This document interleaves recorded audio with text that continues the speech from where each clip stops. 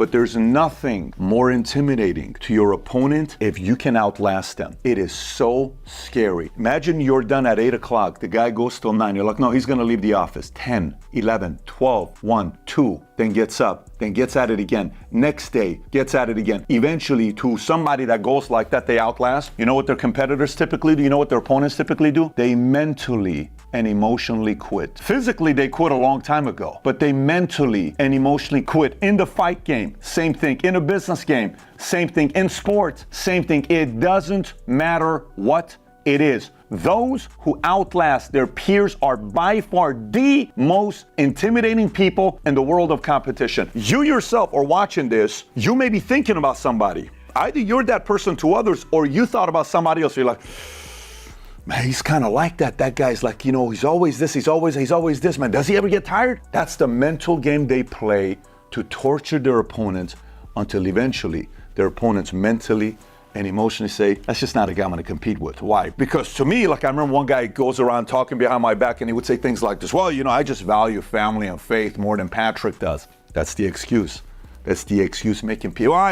You know, to me, what's more important is this. No, man, you're just making an excuse. Because when we got back from the fight that night, we went to a sushi spot, we shut it down, and all of us were having dinner, we're having a great time. You know what time we got home that night? 5:30. You know what happens when you got 4 kids, 12, 10, 7, 2 years old? They wake you up. You know where we were the next morning, early in the morning? Church. You know why? Because I got 4 kids. I don't have a choice. So again, going back to you guys that are watching this is a message purely for those of you guys that are in business, that are competing, that want to find a way to earn the kind of respect. So when you walk into a room and everybody stops, you don't do that because you have a degree. You don't do that because of your height. You don't do that because of the way you look. You don't do that because you're sexy. You don't do that because you're six-pack. You don't do that because you're clothes. You do that because mentally, emotionally, you've outlasted everybody, and you now have the moral authority to impose that fear on your opponents because they're simply not willing to go at the pace that you're willing to go. While they're making excuses, you're simply leading them. There's something very special about that. Oh my God. The feeling of high it brings when you're able to do that, I can't describe it to you. You can't go to Saks Fifth Avenue and buy that. You can't go to Amazon and say, can I buy some moral authority to impose fear into my competitors? Nobody has any of that stuff because it's not for sale. You got to pay a full retail price and then some.